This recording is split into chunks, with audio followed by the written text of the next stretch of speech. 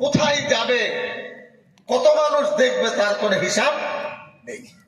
পরবর্তী ক্ষেত্রে এই পাওয়ার পয়েন্ট কর্মসূচিকে ভারতবর্ষের আমাদের আইটি সেলের মাধ্যমে ছড়িয়ে দেব।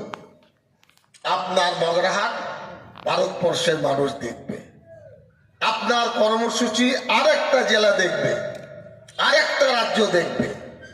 এরপরে বক্তব্যের সূচনা দিয়ে বক্তব্য ইনশাআল্লাহ শুরু হয়ে যাবে। আল্লাহ চাইলে ভালো ভালো আইনজীবী এবং ইতিহাসবিদ এবং বড় বড় ব্যক্তিত্বকে আমরা ডাকছি। নামগুলো এখন থেকে বলবো না, ওখানে গিয়ে দেখতে পাবেন।